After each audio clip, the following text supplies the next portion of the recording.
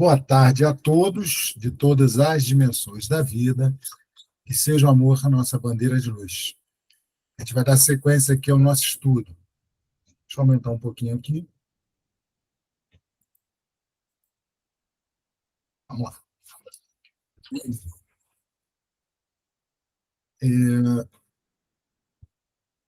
Livro dos Espíritos, parte 4, quarta, capítulo 2, penas, natureza das penas e prazeres e gozos futuros. Tem uma frase ali, né? O que o homem semear, isso também colherá. Gálatas 6, 7. Aqui já está dizendo muita coisa. Nós temos algumas pessoas semeando, plantando, esse aqui colhe espinhos, esse aqui está na sombra, colheu muito, trabalhou muito e agora está no descanso. Vamos adiante, grande Itamar. Questão 980. O laço de simpatia que une os espíritos da mesma ordem constitui para eles uma fonte de felicidade? Dentro da pergunta, ele já coloca uma afinidade entre os espíritos. Então, tem a identificação de gostos, de pensamentos, de direcionamentos. Então, eles estão afins. E eles estão no mesmo grau de evolução, na mesma situação evolutiva. Então, obviamente, quando se está junto de pessoas com as quais nós temos afinidades, nós sentimos prazer em estar com essas pessoas, cada uma delas é para nós uma fonte de alegria, uma fonte de felicidade. Nós estamos entre aqueles que nós queremos estar e nos sentimos bem por isso. Resposta. Os espíritos entre os quais a recíproca simpatia para o bem encontram na união um dos maiores prazeres, um dos maiores gozos, visto que não receiam vê-la turbada ou perturbada pelo egoísmo. Então, essa galera aqui está num nível de entendimento, num nível de crescimento, de amadurecimento espiritual, que não existe espaço para egoísmo, inveja, ciúme e outras coisinhas mais. Então, nessa esfera aqui, tudo faz bem. Ninguém fica ressabiado ou desconfiado quando surge uma outra pessoa ou alguém que chega no grupo, porque todos estão caminhando juntos, com o mesmo pensamento, com as mesmas ideias, com um direcionamento que vai levar esse grupo mais adiante. Continuando aqui, formam no mundo inteiramente espiritual famílias pela identidade de sentimentos, consistindo nisto a felicidade espiritual. Do mesmo modo que no vosso mundo vos grupais em categorias experimentais certo prazer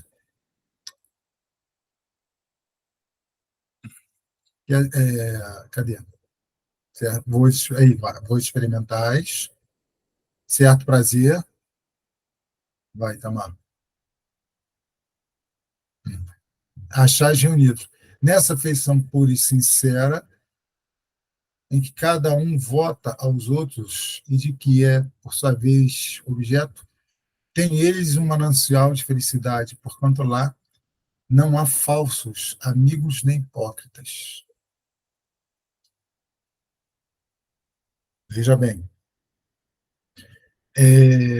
nessa situação aí, as famílias, espiritualmente falando, nas dimensões espirituais, nesse nível, elas são reunidas diferentemente, são formadas diferentemente do que são aqui na Terra, aqui no nosso mundo de 3 dimensões. Aqui as nossas famílias, muito, 99%, é formada por situações de resgate, de reaprendizado, refazimento. Nós, muitas vezes, estamos diante de seres dentro da nossa própria família, com os quais nós temos alguma dificuldade, um desafio a ser superado por questões anteriores.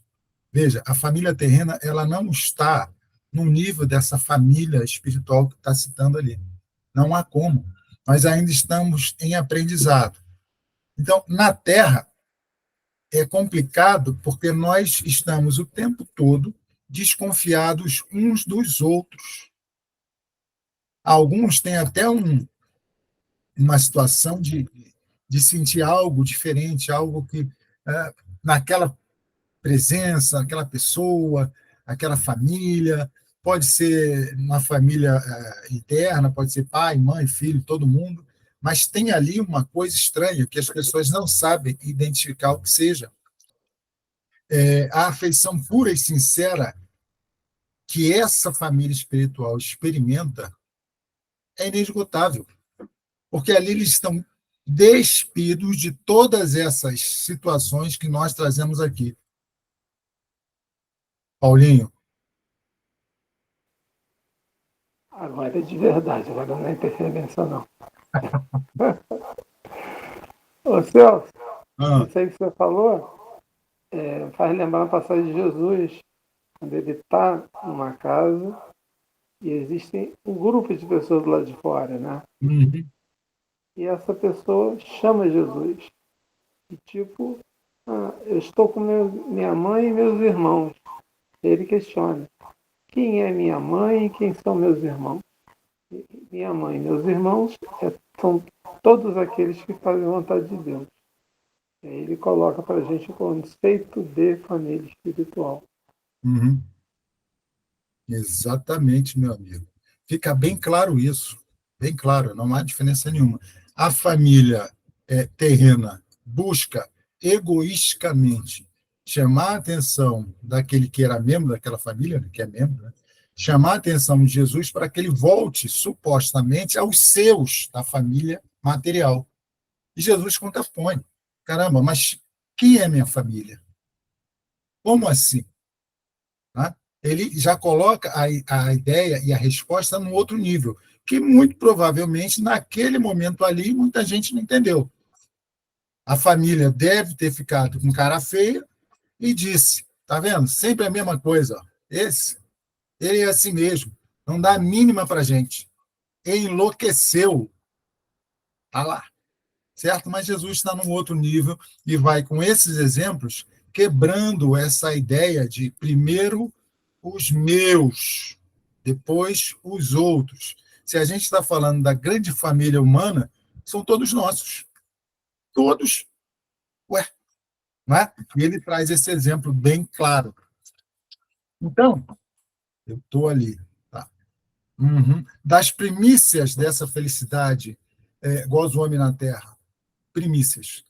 Quando se lhe deparam almas com as quais pode confundir-se numa união pura e santa. Já reparou que às vezes nós encontramos pessoas fora da nossa família terrena que temos um laço, uma afinidade muito grande? E muitas vezes a gente fala assim: caramba, eu queria ter um irmão como você. Você é melhor que a minha irmã. A gente está falando uma verdade que não desconfia. Porque muitas vezes nós podemos ter vindo da mesma família espiritual, do mesmo grupo espiritual, com funções diferentes, com missão diferente, com tarefa diferente, e nos fomos deslocados em situações diferentes, famílias terrenas diferentes, porque cada um de nós tem o que reparar e o que tem que ser reparado com aqueles grupos com os quais nós estamos deslocados.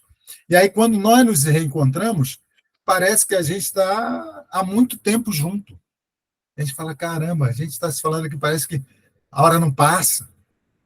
Ué, é bom pra caramba estar aqui com você e tal, e tal. Ah, tá, vou ter que voltar para casa. Ah, vou voltar. Fala até com, né? Vou voltar para minha família, assim. Vai voltar para a tarefa, vai voltar para o trabalho. Esse encontro com essa pessoa, essas pessoas que são legais, é o lazer, é o intervalo para recarregar as energias e voltar para a tarefa de se encontrar com aqueles com os quais eu tenho alguma coisa a reparar e aqueles têm alguma coisa a reparar comigo. Então, o trabalho, ele é desafiador. O lazer, o bem-estar com pessoas que a gente gosta é muito mais tranquilo. Simples assim. Deixa eu caminhar aqui um pouquinho. Então, tem um comentário do Kardec que ele fala assim, não está ali, né? Mas tem aqui. Na terra, o homem desfruta dos primeiros sentimentos dessa felicidade, quando encontra as pessoas com as quais pode se juntar numa união pura e sincera, certo? Numa vida purificada, essa felicidade, além de ser ilimitada, não pode ser descrita por palavras. Lá, ele apenas encontrará almas simpáticas e que já se livraram do egoísmo. Aí ele mata assim, ó. Tudo é amor na natureza.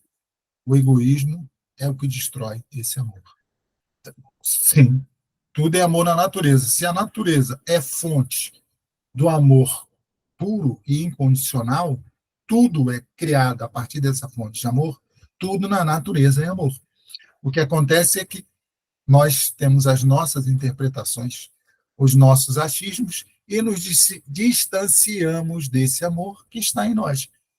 Vamos caminhar, vamos andar, vamos fazer isso, e depois retornamos, como o filho pródigo, na parábola, que pede o que era dele e sai pelo mundo para vivenciar a sua própria vida.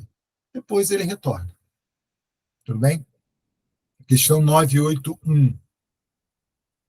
Em relação. Vai, Tamar. Tá dando, tá.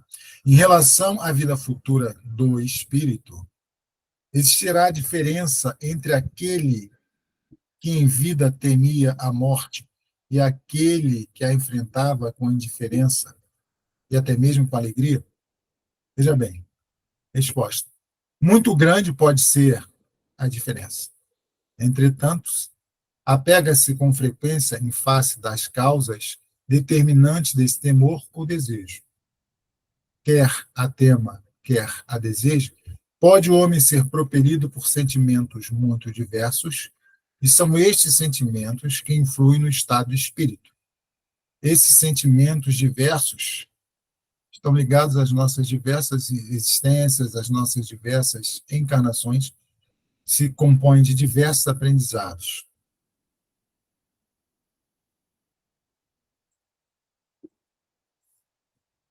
Pense, aqui nós temos uma figura, o cara dialogando com a morte e o outro temendo a morte.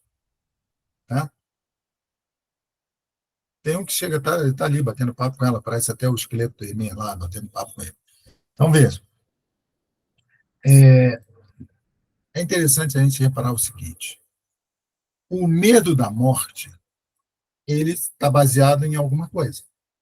Se nós somos espíritos imortais e já passamos por diversas vezes, inúmeras vezes, por esse processo de estar aqui e voltar para o mundo espiritual, volta para a matéria, volta para o mundo espiritual, quando o nosso companheiro Carmélio leu lá na frente, no seu estudo, né, que quando a criatura reencarna, ela vem para uma situação difícil. Quando ela sai, ela vai para uma situação melhor. Então, muitas vezes, a criatura traz o medo de morrer por não ter certeza ou ideia do que vai acontecer depois. Se todos nós soubéssemos, nesse momento, que ao desencarnar, todo mundo ia para uma colônia tipo nosso lar e daí para cima, não tem problema nenhum. Eu ia feliz, certo? Agora, a incerteza desse futuro é que me coloca numa situação difícil. Caramba, o que vai acontecer? O que eu fiz? Quais os méritos que eu tenho? Quais as obras? O que eu produzi? O que eu vou levar? O que eu vou levar na minha mão? O que eu vou levar comigo? Isso faz com que a pessoa tema, porque ela ouviu desde muito tempo que ela tem duas opções. Ou ela vai para um lugar bom, ou ela vai para um lugar ruim. Quando ela começa a avaliar que a sua vida não foi tão construtiva assim, que ela começa a pensar, cara, eu podia ter feito mais. Devia ter amado mais, pensado mais. Não vou cantar não, tá? Ele pensa, ele pensa nisso. Aí então ele fala assim, caramba, eu não tenho mérito para ir para o lugar bom. O meu, o, o, O meu Credit Karma está carregado, o meu Cell Card está zerado. Então, eu tenho mais débitos, eu tenho mais dívidas. Eu vou para o lugar ruim e eu passo a temer isso de qualquer jeito. Eu não quero ir. É uma questão de consciência, né? Já que vai ser para sempre, já que nessa ideia que eu trago há muito tempo vai ser para sempre, como é que eu vou me livrar disso? Eu não quero ir. Não vou. Aquele que, de repente, já fez alguma coisa, já entendeu uma coisinha, já começa a perceber que a morte é uma passagem, sabe? Você está aqui, você está ali, tem oportunidade de aprendizado aqui, oportunidade de aprendizado do outro lado. Ele vai encarar essa passagem de uma forma mais tranquila. Tanto é que nos mundos superiores, essa ideia de deixar o corpo não é a mesma que a gente tem aqui. É bem suave, é bem tranquilo. É evidente lá embaixo. É evidente, por exemplo, que aquele que deseja a morte, unicamente porque vê nela o termo de suas atribulações. Há uma espécie de queixa contra a providência e contra as provas que lhe cumpre suportar. 982. Será necessário que professemos o Espiritismo e creamos nas manifestações espíritas para termos assegurada a nossa sorte na vida futura? Você já pensou, né? Você já viu. E o povo que não é espírita, como é que faz? Não é? A gente está falando, olha só, de 1857 para cá. Tem um povo espírita que começa a seguir a doutrina. E antes de 1857, quando a doutrina ainda não estava entre nós, estava só em processo. Quer dizer, ninguém está salvo. Já era, todo mundo. Então, sempre houve na jornada do ser humano ferramentas, instrumentos, instrutores, mentores que trouxeram e traziam informações a respeito da vida futura. Como se comportar, como fazer, qual é o caminho do meio, o caminho do equilíbrio. E antes disso, a gente tem Jesus mostrando, não é? Tem Paulo lá dizendo: fora da caridade não há salvação. Isso é Paulo, não é o Paulinho, é o Paulo. Certo? Então, não é fora do espiritismo não há salvação. Não é fora do catolicismo, do budismo, do islamismo, não é isso. É fora da caridade. E caridade pode ser feita em qualquer latitude, em qualquer região, sob qualquer bandeira, sob qualquer nacionalidade, sob qualquer credo. Não há tempo, não há espaço, não há lugar. Basta fazer. E uma das informações é: faz o que você gostaria que fizessem com você. Isso não é exclusividade na fala de Jesus. Isso já vem sido falado há muito tempo. Então, quando ele coloca aí essa questão, é preciso ser espírita para ser salvo? Meu amigo, não é bem assim, não. Resposta: se fosse assim, seguir-se-ia que estariam deserdados todos que não creem, ou que não tiveram ensejo de esclarecer-se, o que seria absurdo. Veja, se o pai é justo, amoroso e bom, se é pai mesmo de verdade, nenhum de seus filhos fica excluído. Não pode ser desse jeito. Então, os que pensam dessa maneira estão associados àquele egoísmo que a gente falou aqui, não estão num grau evolutivo que os permitiria usufruir da felicidade de um espírito mais evoluído, mais consciente. Então, ele fica preso a situações de rótulos. Porque eu professo, eu sigo determinada doutrina, é essa doutrina que vai me salvar. Na realidade, não é assim. Sem falar de ninguém, a gente não fala de ninguém, porque nós já vivenciamos muitas existências e fatalmente já vivenciamos também outros segmentos de ordem, de orientação religiosa. Então, é importante que a gente saiba disso.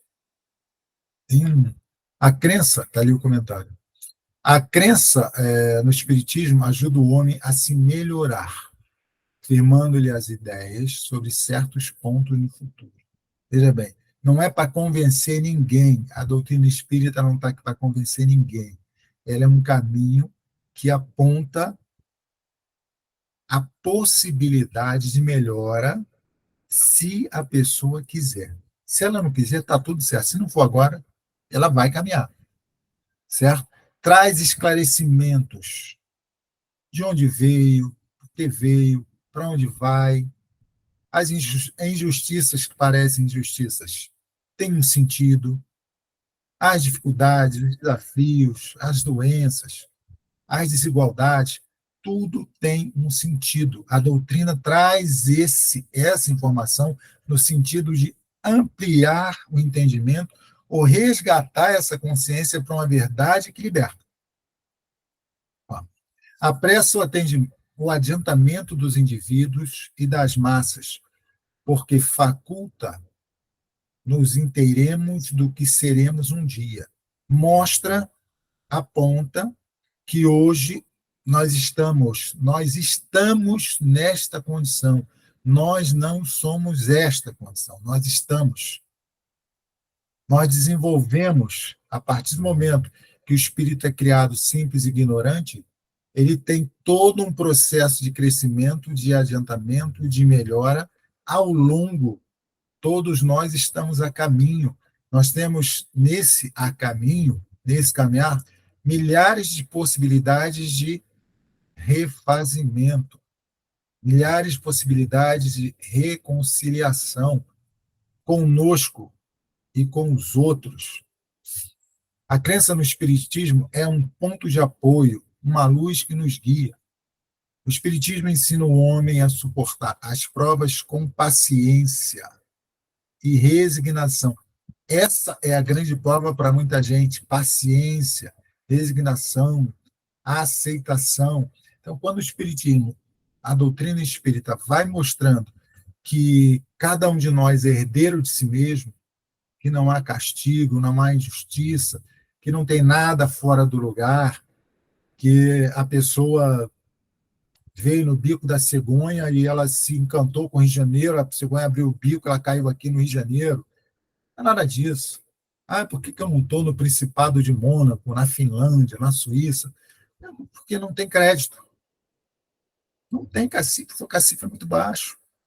Veja, as pessoas que estão nesses lugares usufruindo de possibilidades que nós não temos aqui, é porque elas mereceram ir para lá. Fizeram antes, fizeram o dever de casa. Em que momento foi decidido que elas reencarnariam lá? Não sei. Nós temos outros lugares, grandes dores, grandes sofrimentos, grandes desafios. Por que essas pessoas foram colocadas lá? Então, a doutrina, ela traz esse entendimento e essa ampliação de percepção, nos mostrando que cada um está no seu devido lugar. E com paciência e resignação, nós vamos conseguir. Afasta-o dos atos que possam retardar-lhe a felicidade. Mas ninguém diz que sem ele não possa ela ser conseguida. Entende? Então, todo aquele segmento que faz com que a pessoa pense, com que a pessoa reflita sobre o seu próprio padrão de comportamento, sobre aquilo que ela diz, ela pensa, ela fala, ela critica, todo segmento filosófico religioso que faz isso é um caminho. Se a pessoa está bem ali, ela vai seguir nesse caminho. Eu vi acho que nem tem mais isso, mas antigamente tinha, um plástico, aqueles que só colocava no carro. Aí eu vi um plástico assim, estava lá: sou feliz por ser católico. Eu sou feliz. Não é um caminho? É um caminho. Ela encontrou ali o caminho. Acabou. Não se discute mais nada. Ela está bem melhor do que eu, que fico querendo justificativas e respostas. A pessoa já está no seu processo. Aí você fala assim: mas a felicidade não é nesse mundo. Mas naquele momento ela está em estado de felicidade, porque está em harmonia, em equilíbrio com aquilo que ela se propôs a fazer. Ponto. Tá certo? Ela avança. Aqui, ó. Vou só dar uma voltadinha ali. Nessa questão 8.2, ele faz uma remissão à questão 165. E a questão 165 é o seguinte: o conhecimento do Espiritismo exerce alguma influência sobre a duração mais ou menos longa da perturbação, porque passa aquele que desencarna?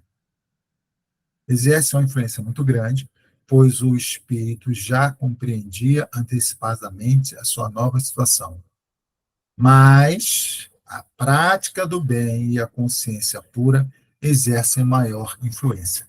Então, você pode ter uma consciência pura e praticar o bem em qualquer rótulo que seja. Tá. 983.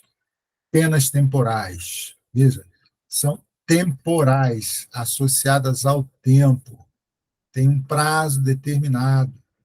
O que vai fazer com que o espírito tenha a sensação de eternidade naquilo que ele tem que reparar é a sua pouca percepção de que ele é o causador, de que ele pode fazer diferente. Então, esse tempo vai ser mais longo ou mais curto, dependendo de como o espírito se posta diante daquilo que está acontecendo com ele. Lamentações, lamúrias, reclamações, ele está só no sentido negativo da história, então esse tempo vai se dilatando porque ele mergulha nesse tempo de reclamação. Se ele resolve fazer diferente, ele vai quitar o que tem que quitar no tempo necessário e vai sair disso. Não existem penas eternas. 983. Não experimenta sofrimentos materiais o espírito que expia suas faltas em nova existência? Será então exato dizer que, depois da morte, só há para a alma sofrimentos morais? Resposta. É bem verdade que quando a alma está reencarnada, as tribulações da vida são um sofrimento, mas só o corpo sofre materialmente. Então, ele está colocando ali uma nova existência, ou seja, a criatura acaba de chegar no mundo espiritual e volta para cá. É uma nova existência. Ele vai experimentar sofrimentos materiais. Se ele experimenta sofrimentos materiais, é porque ele precisa resgatar alguma coisa. Ele fala ali, ó, o corpo sofre. Vamos lá. Falando de alguém que morreu, costumais dizer que deixou de sofrer. Essa é uma ideia muito comum também, né? Descansou, descansa em paz, agora sim, se livrou desse sofrimento todo. É uma ideia que faz sentido se a gente pensa apenas em uma existência. Se nós fôssemos espíritos de uma existência só, faria todo sentido. Agora vai descansar, não vai sofrer mais. Porque essa dor e esse sofrimento, do jeito que se fala, está associado às questões materiais, à vida encarnada. Mas nós sabemos que não é bem assim, porque o espírito é imortal. Ele pode não ter mais o corpo físico, mas ele tem um corpo espiritual. E se o espírito, se essa consciência não está em equilíbrio, ele vai sentir nesse corpo espiritual os reflexos desse desequilíbrio. Ele estará ligado ainda às questões materiais. Então, ele vai sentir tudo. O Carmelo falou daquela questão do cidadão que dá um tiro na cabeça, né? Aquilo fica reverberando lá o tempo todo. Ué, mas ele não tem mais corpo físico? Como é que ele sente o físico?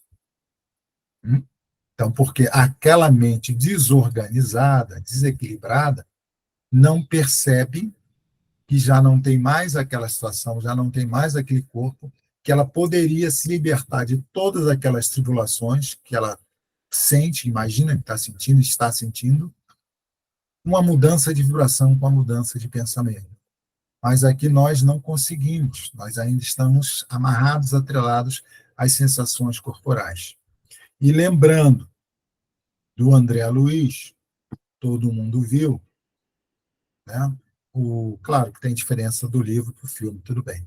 Mas a imagem do filme, André Luiz passando dificuldade, desencarnado, sentindo no seu corpo as necessidades que aquele corpo tinha. Era um corpo espiritual, mas ele está ali passando por dificuldades, desafios.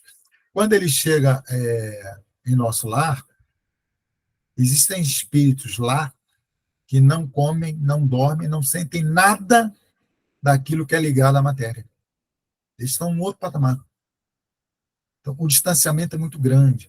Então, é preciso caminhar com o entendimento de quem eu sou, para onde eu vou, de onde eu vim, para que eu possa me libertar dessas questões que são importantes para permitir que o espírito avance sobre si mesmo. Então, vamos repetir ali. Ó. É bem verdade que quando a alma está reencarnada, as tribulações da vida são um sofrimento, mas só o corpo sofre materialmente. Falando de alguém que morreu, costumo dizer que deixou de sofrer.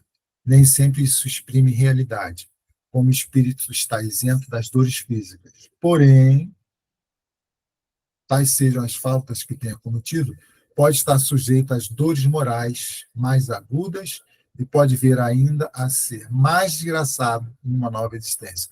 Então, ele tem ali as dores físicas e as dores morais. Para as pessoas que dizem descansou em paz, vai, as dores físicas cessam. Deixou o corpo, foram as dores físicas embora. Para o espírito que segue do outro lado, as dores morais, arrependimento, remorso, culpa, certo? Ele vai sentir isso tudo e se torna mais intensa porque ele não tem mais um corpo físico, não tem mais uma atividade física que possa distanciar ou desviar esse pensamento contínuo de culpa, remorso e arrependimento. As mágoas, a tristeza. Então ele fica ali remoendo aquilo tudo. Tá? Vamos lá. O mal rico terá que pedir esmola e se verá nos braços com todas as privações oriundas da miséria. Aí a lei de ação e reação pura e simples, né? Você faz aqui, você paga lá. Se você teve, como espírito, a oportunidade de ter bens materiais, e isso também era para que você pudesse ajudar outras pessoas, você só acumula, você usou mal essa possibilidade. E aí você vai estar do outro lado agora para sentir a necessidade de querer e não ter.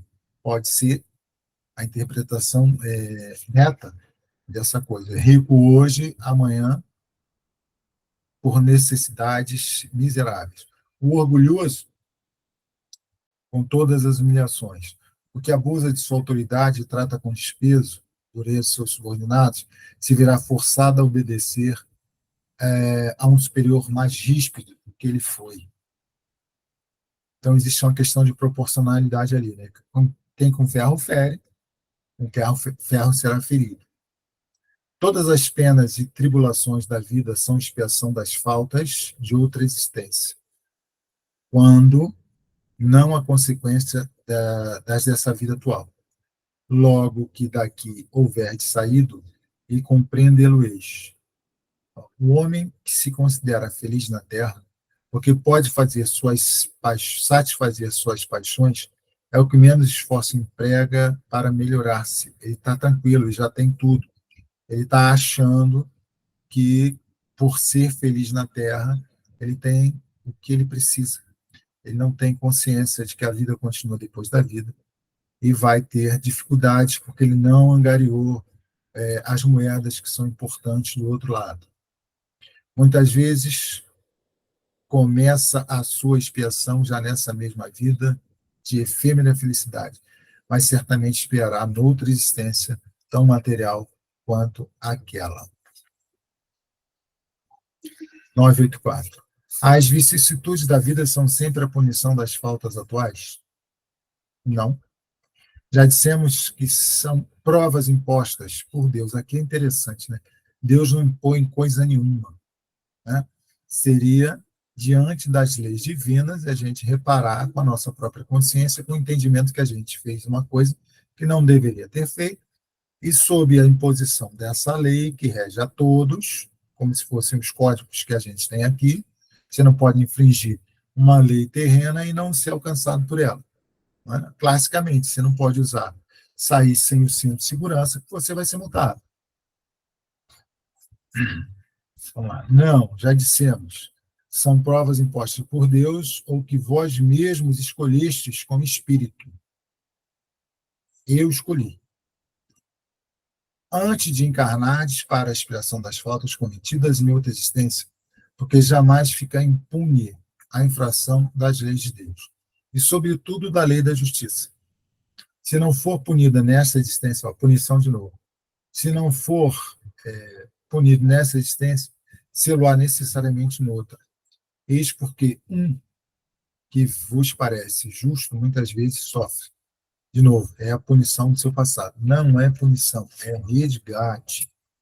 Ninguém é punido por uma lei nem por Deus, não há imposição. O espírito, quando ele se torna consciente do outro lado daquilo que ele fez, ele vai pedir uma oportunidade para reparar o que ele deveria ter feito. O que ele não fez, ele vai consertar aqui de algum jeito. E ele vai receber essa oportunidade para que isso possa contribuir com o seu progresso.